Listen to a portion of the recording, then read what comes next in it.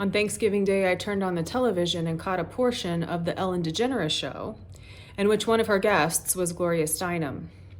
Gloria, age 86, became a nationally recognized leader of the American feminist movement in the late 1960s and co-founded Ms. Magazine. This episode must have originally aired a few weeks back because they were discussing the recent passing of Supreme Court Justice Ruth Bader Ginsburg and who might be the newly appointed Supreme Court Justice. Gloria said something to the effect that the Supreme Court hasn't always gotten it right. For example, the 1896 ruling of separate but equal legally allowed for racial segregation and was overturned 58 years later in the 1954 Brown versus Board of Education ruling. Gloria talked about how when unjust laws are passed, civil disobedience, nonviolently refusing to abide by an unjust law, is one way to resist injustice. Mohandas Gandhi was a Hindu Indian lawyer who used nonviolent civil disobedience to campaign for India's independence from British rule. Gandhi found much consolation in reading the book of Daniel in the Bible. He said that Daniel was one of the greatest passive resistors that ever lived, and he was particularly intrigued with chapter 6, which is our text for today. Before we get to what Gandhi loved about this chapter in the book of Daniel, let's explore the context. Throughout all time, those in power who violently conquer other people and nations have engaged in colonization and deportation. The Euro-American slave traders captured Africans, removed them from their homelands, changed their names, and disallowed the use of native languages, customs, and practices. So-called Christian Americans did the same thing to the indigenous population of this continent, forcing indigenous people off the land, changing their names, cutting their hair, and forcing a conversion to patriarchal, patronizing Christianity, which is not Christian in any sense of the word.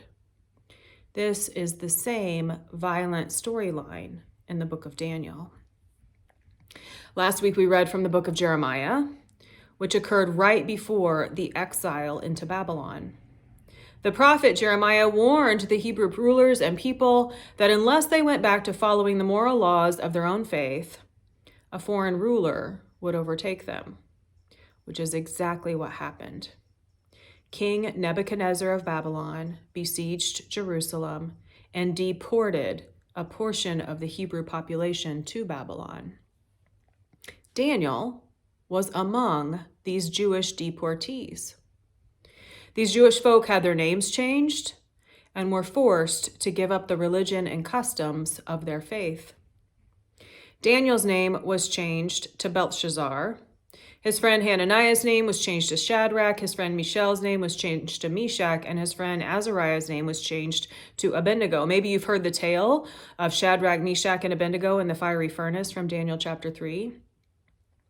Once they were deported, once they were captured, they were forbidden to follow their Jewish food laws. But Daniel refused to eat the Babylonian food and drink. He continued to worship his God, Yahweh. And these first 6 chapters in the book of Daniel are all about the near execution experiences that he and his friends had while they were in exile. Daniel was a gifted leader, and his captors wanted to take advantage of those gifts while also trying to force assimilation to their own culture. With his gift of interpreting the king's dreams, Daniel, just like Joseph, who interpreted Pharaoh's dreams, was able to narrowly escape disaster time and again. Daniel kept rising through the ranks, and different kings would appoint him as an officer over others. No matter how much power or prestige Daniel gained, he still refused to worship anyone besides Yahweh. These other officers became jealous of Daniel, and they conspired against him.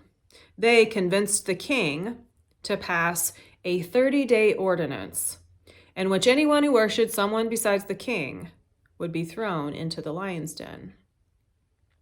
They counted on the fact that Daniel was faithful and would probably disobey this ordinance. This was their game plan for getting rid of Daniel once and for all.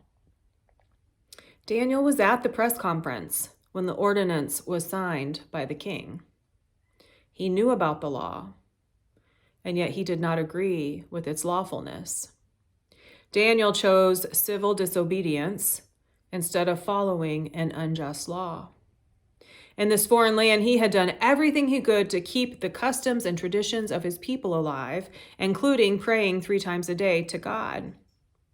After the press conference, Daniel went home, and in some translations it says he opened his windows, but for sure he got on his knees and worshiped God in plain sight. This was the part that caught Gandhi's attention. Gandhi said that Daniel was a model of resistance to South African pass laws for Indian South Africans. The Pass Laws Act of 1952 required Black South Africans over the age of 16 to carry a passbook everywhere at all times, which was a way to segregate the population, a symbol of apartheid. Every year, over 250,000 Black South Africans were arrested for technical offenses under these pass laws. Gandhi used the Daniel theme when he stated that the Indians should sit with their doors flung wide open and tell the South African authorities that whatever law they passed was not for them unless those laws were from God. These officers who were jealous of Daniel reported him to the king for praying to God, even though the king didn't want to lose Daniel. He was a weak leader, and so he allowed the officials to place Daniel in the lion's den for disobeying the ordinance. Time and again in these Daniel stories, God rescues. An angel is said to have closed the mouths of the lions all night long, and Daniel walked out of the den in the morning unscathed. When the king found Daniel alive, he changed his mind and decided to throw the jealous officials and their families into the lion's den, and every last one of them perished. The text makes it sound like the king then converted to Judaism, though several stories before this one, the king would again be impressed by Daniel, praise Daniel's God, and then a few verses later get caught up in his ego and power plays and rescind his approval for Daniel to practice the faith of his heritage. Today is the first Sunday of Advent. And this is not a traditional Advent scripture. However, 2020 has not given us a traditional Advent, has it? Usually, we would be gathered all together in the comfort of a sanctuary, carrying on the traditions and customs of our faith. In a way, we are experiencing a diaspora. A diaspora is a scattered population. We are not scattered far. Some of us are only a few miles from the church building. But we are unable to practice our faith in the same room at the same time. Our situation is in no way comparable to that of the deported and exiled Jews, or the captured African slaves, or the indigenous community forced off the land. However, this pandemic life is giving us greater insight into what that might have been like. What it's like to try and keep the traditions of your faith alive, the observances and celebrations of Lent and Palm Sunday and Easter and Pentecost and All Saints' Day and Advent and Christmas, without the ability to do so as usual in the up-close and personal presence of your faith community. This year, Daniel reminds us what it's like to keep the faith when worshiping inside the temple was only a distant memory. Jesus knew the story of Daniel and quoted Daniel in his ministry. Like Gandhi, Jesus revered the story of this faithful ancestor who would rather engage in nonviolent civil disobedience than follow an unjust law.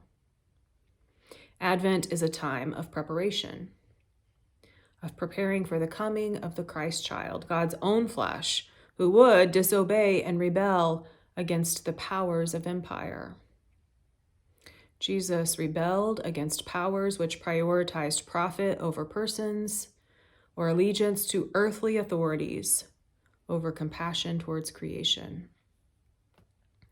On this first Sunday of Advent, I wonder how you are keeping the traditions of our faith alive when we are dispersed from our usual paths of preparation. I wonder, as you reflect upon the story of Daniel in the lion's den, are there times when you have felt thrown to the wolves or the lions? How did you respond? And what was the outcome? Daniel and Gloria Steinem and Gandhi and Jesus of Nazareth tell the story of faithfulness through civil disobedience. They were relentlessly nonviolent. They resisted injustice at every turn. I pray that we may do the same. O come, Emmanuel, and ransom captive Israel, who mourns in lonely exile here, until the child of God appear. Rejoice, rejoice, Emmanuel shall come to you, O Israel.